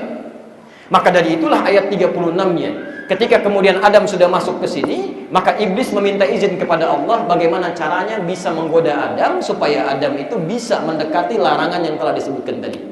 Plus nanti dengan keturunan-keturunannya. Maka yang terjadi kemudian secara singkat, Adam digoda oleh iblis pelan-pelan. Termasuk nanti kuat Adam menghadapi itu. Tiba-tiba datang kepada istrinya, bisikan-bisikan pada jiwanya. Itu sebetulnya buah itu buah kekal, khuldi disebutnya. Kalau kamu makan itu akan kekal selamanya di surga. Sengaja dilarang supaya kamu nggak makan, nggak kekal tinggalnya di sini. Allah terus disampaikan supaya menjauh dari rahmat Allah dan terlanggar perintahnya. Kejadianlah kemudian tiba-tiba terpeleset Adam dan istrinya, kena oleh godaan yang dia disampaikan tadi. Kemudian dimakanlah buah yang dilarang tadi. Bukan sekedar didekati, mendekat saja nggak boleh, tapi dilakukan, dimakan itu. Yang paling menarik, ketika iblis mulai menggoda Adam dan istrinya, oleh Quran kalimatnya dirubah dari iblis menjadi setan. Ayat 36. Lihat kalimatnya. Ketika disebut iblis belum menggoda, baru sombong aja. Aba wastakbar, baru sombong. Tapi ketika dia mulai menerapkan godaannya, maka berubah kalimatnya dari iblis menjadi setan. Ayat 36. فَأَزَلَّهُمَا الشَّيْطَانُ عَنْهَا فَأَخْرَجَهُمَا مِمَّا كَانَا فِيهِ. Ada ayatnya? Ada ya? فَأَزَلَّهُمَا الشَّيْطَانُ عَنْهَا. Maka setan mulai mempelesetkan keduanya. Setan, ketemu di sini setan. Ya. فَأَزَلَّهُمَا الشَّيْطَانُ عَنْهَا. Ketika disebutkan iblis, dia belum menggoda. Baru sombong aja sendirian. Tapi ketika mulai melibatkan orang lain, makhluk lain untuk larut dalam kerukan, tadi menjauh dari Allah, pelan-pelan, mulai menggoda, maka kalimatnya dirubah oleh Al-Quran dari iblis menjadi syaitan. Fa'azallahuma syaitan. Sekarang ketemu. Pelan-pelan sebentar. Pertanyaannya, kenapa kalimatnya dirubah menjadi syaitan? Bukankah mudah bagi Allah mengungkapkan fa'azallahuma iblis? Kenapa dirubah kalimatnya menjadi syaitan? Ini adalah inti bahasan yang akan kita dalami. Bapak Ibu sekalian, Kalau disebutkan iblis, itu makhluknya, nama lain dari jin. Tapi kalau disebutkan setan, itu bukan nama makhluk, tapi sifatnya. Dari kata syatana asalnya. Dari kata syatana.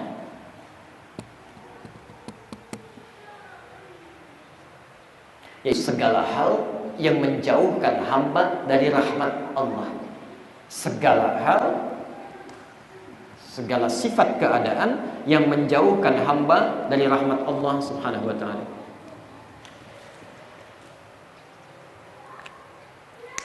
Kalau sifat itu sudah melekat pada satu makhluk, apapun makhluknya, bendanya, baik benda hidup ataupun benda yang tidak hidup, bernyawa ataupun tidak, kalau sudah punya menjauhkan hamba dari ketaatan kepada Allah, maka berubah sifat benda itu menjadi syaitan. Walaupun bendanya punya nama tertentu. Misal TV, handphone bisa membuat Anda lalai dalam ibadah. Masya Allah.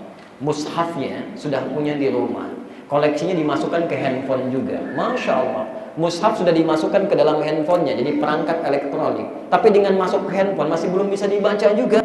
Antum update status di WhatsApp bisa tiap menit, baca mushaf yang ada di sini nggak pernah dilihat.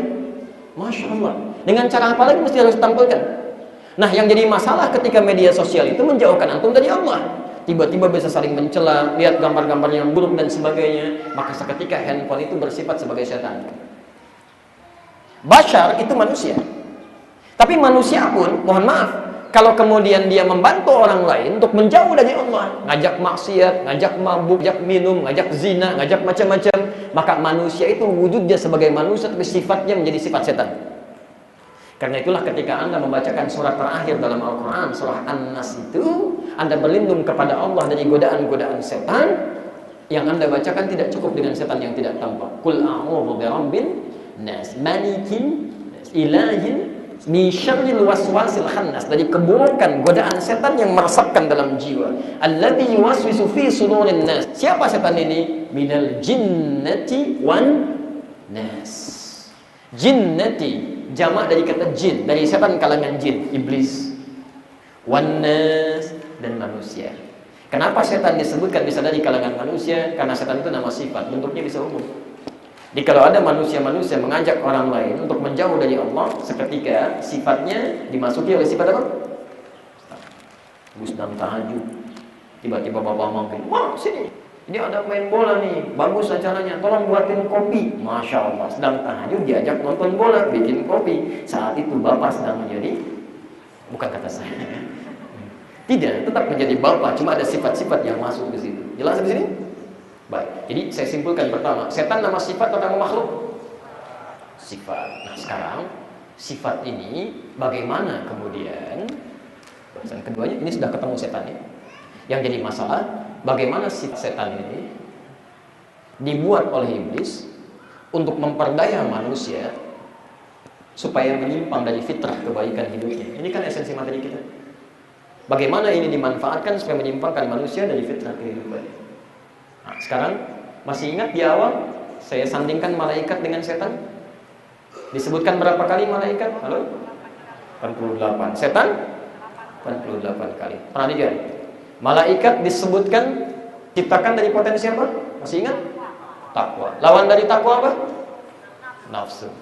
Keduanya disebutkan berapa kali? 115 kali. Ternyata, mohon maaf, malaikat menunggangi sifat takwa pada diri manusia untuk mendorong pada kebaikan. Sisi yang lain, setan masuk lewat nafsu untuk menyimpangkan manusia dari fitrah-fitrah kebaikannya.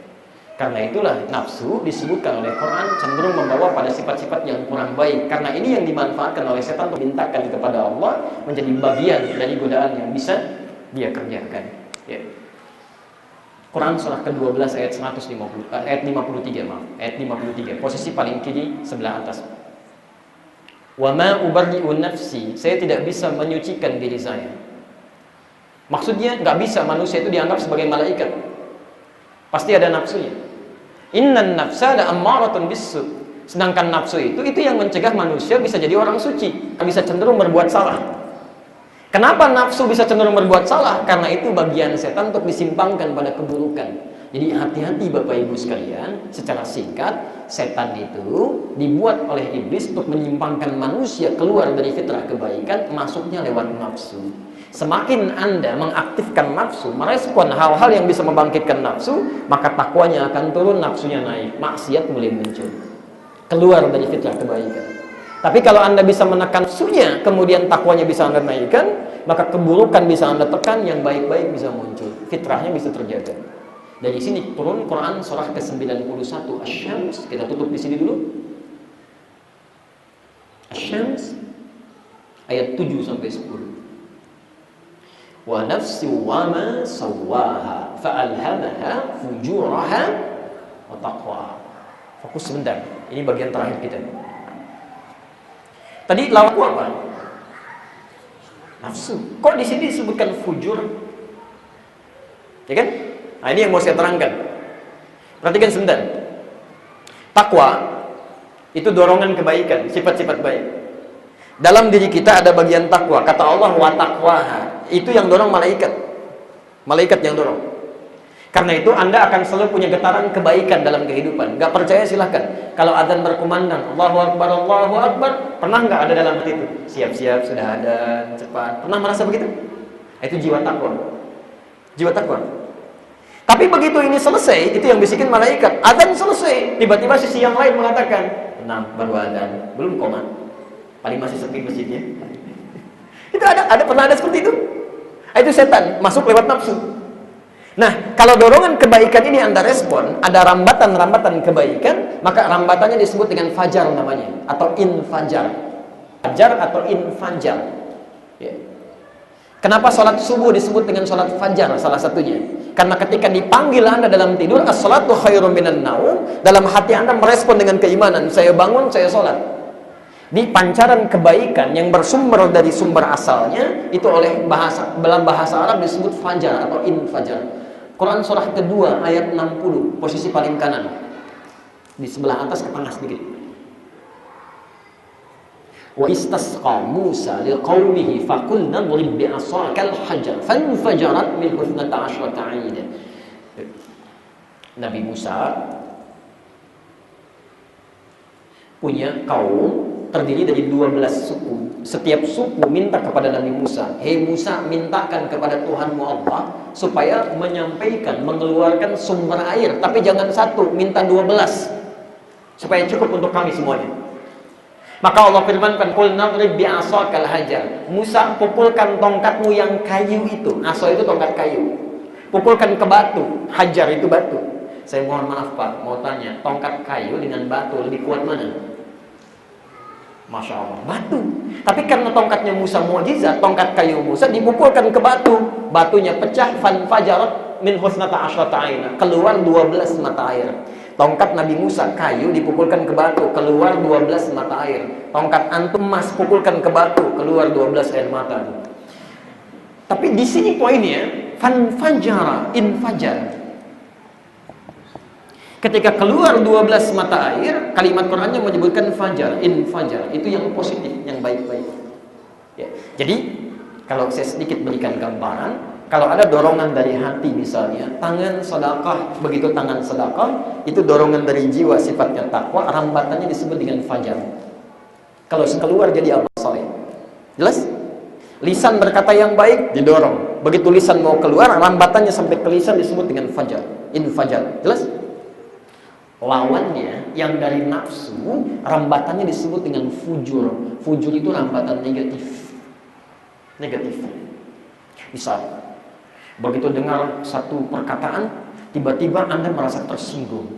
Mau masuk ke mata, mata jadi mau melotot, tangan jadi gemetaran, mau membalas. Itu rambatannya disebut dengan fujur.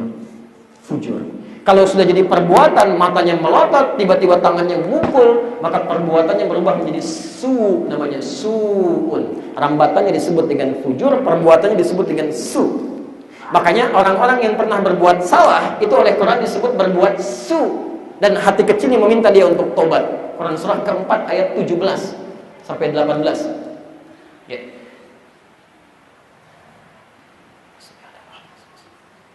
Innamat taubatu 'ala Allahi lilladzina ya'maluna su. Sungguh tobat yang diterima oleh Allah itu bagi orang yang pernah berbuat su. Jadi bukan cuma rambatan. Kalau Anda ada perasaan marah belum dikeluarkan, itu Anda masih menahan, nggak ada dosa. Yang salah itu ketika amarah menjadikan Anda misalnya, maaf ya, pukul sesuatu, berkata-kata yang kotor dan sebagainya. Itu jadi su, jadi dosa di situ. Maka ada peluang untuk bertobat. Tapi poinnya, kenapa di sini takwa dilawankan dengan fujur, ingin memberikan gambaran bahwa orang lebih cepat merespon keburukan dibandingkan dengan mengerjakan yang baik-baik. Ini godaan nafsu itu dahsyatnya dibandingkan dengan takwa. Takwa itu ditiup-tiup kebaikan, agak susah ditariknya. Tapi nafsu itu nggak direspon juga sudah punya kesimpulan. Oh iya ya, tenang aja, baru adzan, belum qomat. Oh iya, betul juga tuh. Tapi kalau orang sudah kuat nilai takwanya, dia akan peduli. Sebelum adzan pun sudah ada di masjid. Bisa nyambung ke situ. Karena itu teman-teman sekalian, poinnya adalah nafsu dimanfaatkan oleh setan untuk diambil sebagian dari peluangnya, untuk dipalingkan dari nilai-nilai kebaikan. Rambatannya disebut dengan fujur. Yang jadi masalah, qad aflaha man zakkaha wa qad khaba man dassaha. Kalau antum ikuti nilai takwa, tinggalkan yang godaan-godaan setan di nafsu, maka hidup Anda akan bahagia. Akan Anda dalam kebaikan. Tapi kalau Anda ikuti petunjuk setan lewat nafsunya itu, maka mohon maaf, khaba man dassaha, akan sengsara dan sesat dalam kehidupan kita. Nah, di sini sudah ketemukan kalimat setannya, sudah kita tahu dia masuk lewat mana. Yang belum kita tahu bagaimana cara dia menggoda nafsu. Karena nanti dia bisa masuk lewat makanan, lewat pakaian, bahkan yang lebih dahsyat, maaf, dia masuk lewat ibadah. Jadi ada orang yang ibadah pun sibuk dengan nafsu. Bahkan disebutkan di hadis riwayat Abu Daud nomor hadis 666, bahkan orang sholat pun itu bisa dibuat lupa oleh setan, bisa mengingat yang lupa dan melupakan yang ingat. Hatta la yash'urul musalli kam raka'atan yusalli. Kata Nabi, sampai-sampai akan ditemukan orang sholat sampai tidak sadar berapa rakaat sedang menunaikan sholatnya. Dan punya nama-nama khusus. Ada setan rumah, ada setan kantor, ada setan yang hadir dalam kepemimpinan, ada setan yang hadir di masjid bahkan. Hati-hati, ada setan masjid. Dan setan masjid bukan cuma menggoda orang sholat, tapi juga menggoda DKM masjid. Harus hati-hati. Karena itu jangan pernah kaget kalau masjid belum jadi semua kompak. Tapi kalau sudah jadi itu ada peluang-peluang untuk terjadi hal yang tidak diinginkan. Kalau tidak belajar fikih masjidnya, maka sulit untuk mengelolanya. Maka tidak cukup belajar tentang malaikat saja, mesti tahu siapa-siapa itu setan yang dimaksudkan, bagaimana cara dia menggoda supaya kita waspada dan menghindari keadaan. Saya jeda dulu sebentar untuk memberikan peluang. Kalau ada hal-hal yang tidak jelas disampaikan, ingin Anda tanyakan, saya perkenankan. Kalau ada hal yang juga ingin disampaikan, saya perkenankan supaya kita bisa berjalan di doa. Baik pemirsa, kita coba dulu untuk buka sesi diskusi untuk memaksimalkan bahasan kita. Silakan. Oh, maaf, saya mau pastikan dulu, jelas suaranya? Paham sampai sini? Ya sudah, kalau sudah paham, sudah jelas, maka karena kajian kita kajian Al-Quran dan Sunnah Nabi, kita berlakukan hukum Qurannya. Ya, Quran surah ke-5 Al-Maidah ayat 100 sampai 101 itu. Ya ayyuhalladzina amanu, hai orang-orang yang masih merasa punya iman, la tas'alu an asya'a in tubda lakum tasukum. Kalau orang yang sudah jelas disampaikan, maka jangan banyak lagi dipertanyakan. Khawatir banyaknya pertanyaan itu menjadikan yang jelas menjadi semakin tidak jelas nantinya. Jelas uraiannya? Jelas. Ada pertanyaan? Tidak. Baik, saya mau ambil satu contoh saja. Setelah itu kita tutup kajian kita. Nanti kita lanjutkan di pertemuan di lain waktu kalau sesi kita masih ada. Saya mau ambil satu contoh aja. Setan yang menggoda dalam sholat. Nanti kalau sesi selanjutnya masih ada, kita akan bahas tentang macam-macam setan dan jenis godaan. Ya, saya ambil satu saja dulu sebagai contoh. Setan yang menggoda dalam sholat, yang membuat kita tidak baik dan tidak khusyuk dalam sholat. Tulis hadisnya, hadis riwayat Abu Daud nomor hadis 666 666. Juga di Al-Bukhari nomor hadis 815. Awas hati-hati ya, kalau antum tidak waspada dari setan ini, yang jadi persoalan, mohon maaf, sholat antum bisa nggak khusyuk dan bisa nggak baik. Baik. Taib, kita mulai bahasannya. Saya berikan singkat saja, nanti kita ambil 5-10 menit, kemudian kita bisa akhiri dengan simulasi ya, kita ambil simulasi ini. Ada setan yang diisyaratkan oleh Nabi menggoda khusus orang-orang beribadah, khususnya sholat.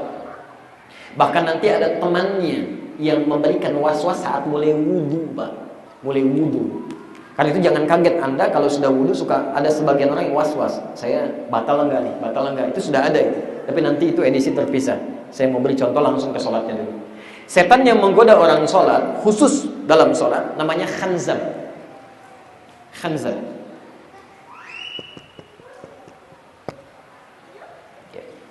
Khanzab. Ini namanya akan saya sebutkan, nanti ada 9 jenis yang harus Anda ketahui. Dan tolong diingatnya kalau ada kemiripan cepat ganti nama. Karena nggak boleh ya. Nanti ada setan rumah namanya dasim ya. Baik, perempuannya dasimah, ada mirip-mirip. Saya teruskan dulu. Siapa setan menggoda orang sholat? Namanya khanzab. Perhatikan jenis godaannya. Ketika seseorang mulai sholat, kata Nabi, dia mulai bertakbir. Kalau sebelum takbir biasa aja. Tapi saat dia mulai bertakbir, kata Nabi, fayaqulu uzkur kadza. Maka mulai dia memberikan was-was kepada orang yang sedang sholat ini, kamu ingat ini ya, kamu ingat itu ya. Anda jangan pernah kaget begitu Anda takbir. Gak percaya nanti sholat asar ya. Begitu Anda sholat begini, Masya Allah. Jangankan yang biasa, materi kita sekarang bisa diingat juga. Ada setan menggoda orang sholat, padahal itu setan. Bisa dihadirkan tuh ingatan-ingatan itu. Jadi Anda takbir Allahu Akbar, tapi pikiran bisa kemana-mana. Handphone, SMS belum dijawab, telepon belum macam-macam dan sebagainya. Hadir. Bahkan kata Nabi, hatta la yural musalli kam raqatan yusalli. Sampai-sampai orang sholat bisa enggak sadar berapa rakaat sedang menunaikan sholatnya. Kalau Anda mengalami situasi ini, maka Anda telah kena bagian dari godaannya. Bagaimana cara mengatasi setan ini? Pelan-pelan. Ada 2 hal. Satu nanti yang terkait dengan nafsu, agak panjang bahasannya. Yang kedua, yang ini saya contohkan dulu, saya dahulukan. Cara menangkal setan ini, pertama disebutkan langsung oleh Nabi di hadis riwayat Abu Daud nomor hadis 666.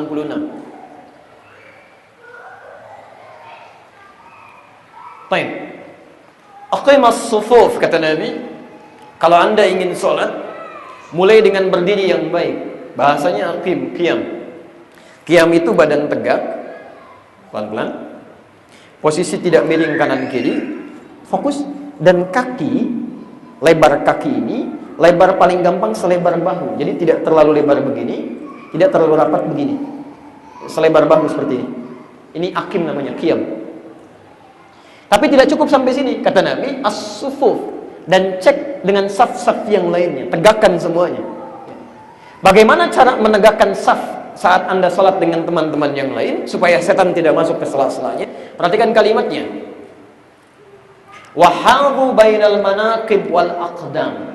Mulailah luruskan dan rapatkan kakimu. Lurus dan rapat kaki ini yang paling menarik disebutkan oleh Nabi, wahadhu bainal manaqib wal aqdam. Ukuran lurus ya kata Nabi, jika kaki kamu ini bisa sejajar dengan bahunya. Sejajar dengan bahunya. Mohon izin, bisa ada 2 orang cepat saja bantu saya untuk ke depan. Saya hitung sampai 3, 2 orang saja. 1, 2, 3. Ya. Itu lagi. Jazakallah khair, sebelah sini. Mas tolong dibantu nanti disiapkan buku untuk 2 teman kita. Ya. Fokus ya, perhatikan. Sekarang imam suka berbalik mengatakan rapatkan luruskan. Nah, itu dalilnya ada di Abu Daud nomor hadis 666, sunnahnya berbalik. Tapi bukan cuma berbalik, pastikan benar-benar rapat dan lurus. Sekarang mau tanya, sudah lurus? Sudah lurus, Pak? Ingat, yang jadi ukuran lurus bukan ukuran kita, tapi ukuran Nabi. Kata Nabi, lurus itu bisa dilihat bila bahunya sejajar. Jangan dirubah dulu ya, jangan dirubah. Bahunya sejajar nggak? Baik, naik 1 orang lagi. 1 orang lagi, mohon izin. Agak cepat, bismillah.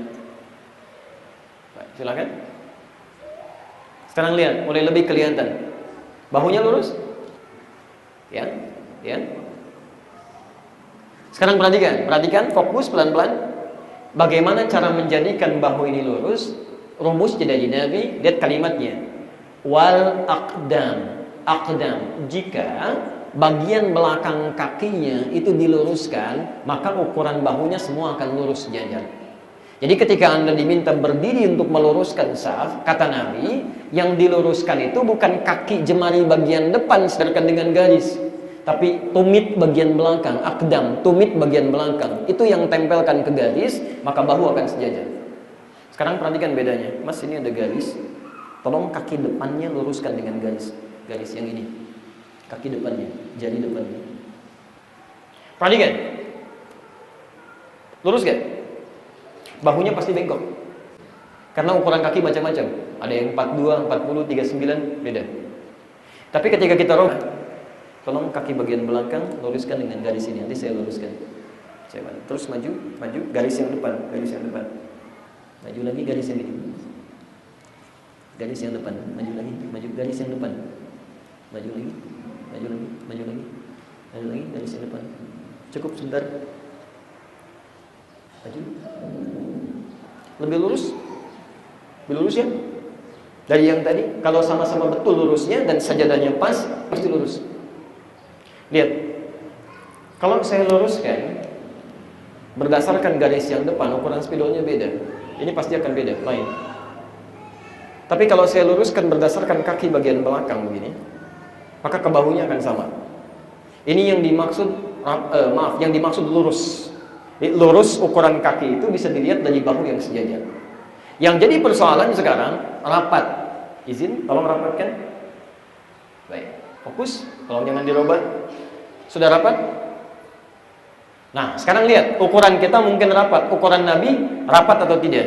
Lihat kalimat Nabinya. Wala tadharu furjatin lisyaitan. Di sini kisahnya dimulai. Kata Nabi, jangan biarkan ada celah sekecil apapun bagi setan masuk. Kalimat celahnya disebutkan oleh Nabi dengan furjat.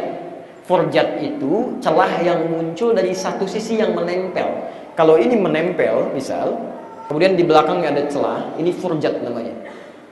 Kalau terpisah seperti ini halal namanya. Kalau begini, nempel ada celah, ini furjat. Kalau begini, halal. Di begini saja kalau ada celah, itu setan bisa masuk. Bisa masuk. Ini yang khanzab, yang disebut dengan khanzab. Sekarang perhatikan, fokus, tolong jangan dirubah. Bukankah sebagian orang yang sholat, saat berdiri kakinya agak yang terbuka begini? Keluar begini. Jadi kaki depannya keluar, tumitnya ke dalam. Ini dah sholat, sah berdirinya. Gak ada masalah. Tapi mengundang resiko ketika temannya juga posisi yang sama begini. Maka ujung jari akan ketemu ujung jari, di belakang ada celahnya. Teman-teman, tolong yang bagian depan dibuka di sini, gini. Baik, tempelkan. Depannya rapat, tapi di belakang ada celahnya. Lihat. Jelas?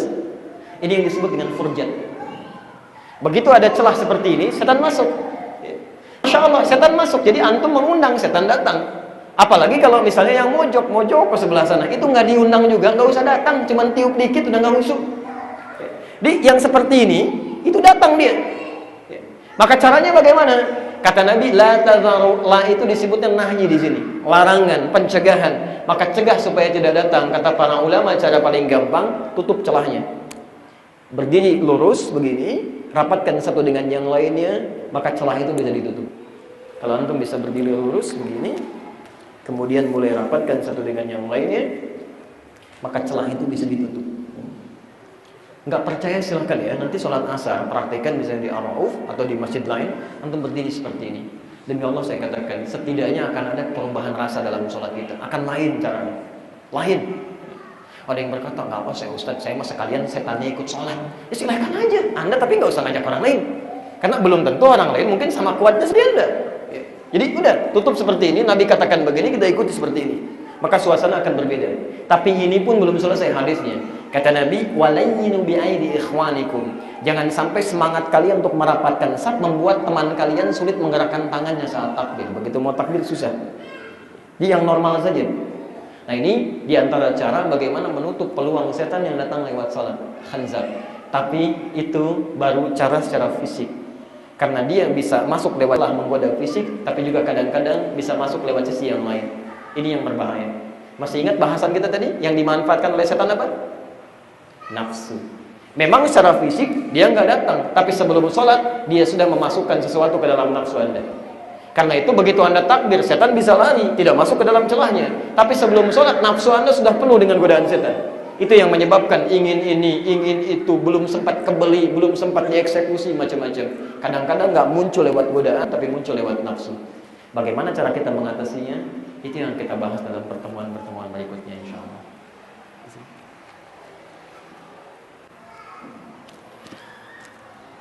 Baik, Bapak Ibu sekalian, jadi itu bahasan kita sebagai contoh untuk siang ini. Insya Allah nanti kalau kajian kita kita coba agendakan untuk bisa diteruskan. Nanti saya buatkan silabusnya supaya rapi kajian kita.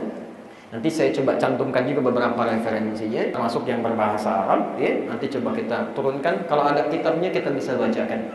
Nanti saya buatkan silabusnya. Kemudian urutannya seperti apa, referensinya bagaimana, dan hasil yang bisa diambil untuk evaluasi seperti apa.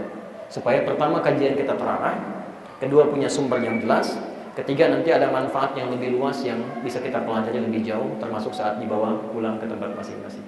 Jelas di sini? Saya kira kita cukupkan dulu ya untuk bahasan kita hari ini. Saya harus bersiap untuk kembali ke Bekasi karena kita akan berlanjut pada kajian Riyadhus Shalihin ya, untuk selanjutnya. Kita insya Allah berjumpa kembali dalam kesempatan yang lain. Bagi teman-teman yang barangkali belum ada kesempatan di tempat yang sama, silahkan nanti tergabung dengan Akhyar TV atau Madani TV, atau nanti di parabola dengan frekuensi yang bisa dicari di Akhyar TV. Ada beberapa kajian yang akan tersambung live bersama kita, khusus untuk tanya jawab. Nanti insya Allah kita sediakan setiap malam Jumat, waktunya ba'da maghrib sampai dengan ba'da isya. Anda boleh menghadirkan pertanyaan-pertanyaan sifatnya bebas, bisa melalui media-media elektronik atau juga langsung telepon, atau mungkin bisa dititipkan kepada bagian staf kami. Forumnya adalah AKS, Al-Quran Sunnah Solution. Jadi setiap persoalan-persoalan yang masuk kita langsung jawab lewat petunjuk Quran dan Sunnahnya. Tidak lagi menjadikan pendapat-pendapat keseharian kita, tapi bagaimana Quran dan Sunnah memberikan solusi dalam kehidupan. Teman sekalian, saya kira itu yang bisa saya sampaikan. Jika ada uraian-uraian yang dianggap benar, itu hakikatnya petunjuk Allah dan Rasulnya. Kalau ada yang keliru, itu mutlak dari saya. Tolong maafkan saya dan tinggalkan pendapat saya yang keliru. Ambil pendapat ustaz lain yang sekiranya bisa lebih baik dijadikan sebagai rujukan. Demikian, subhanakallahumma wa bihamdika asyhadu an la ilaha illa anta astaghfiruka wa atubu ilaik. Wa akhiru da'wana alhamdulillahi rabbil alamin. Wa afu minkum. Assalamualaikum warahmatullahi wabarakatuh.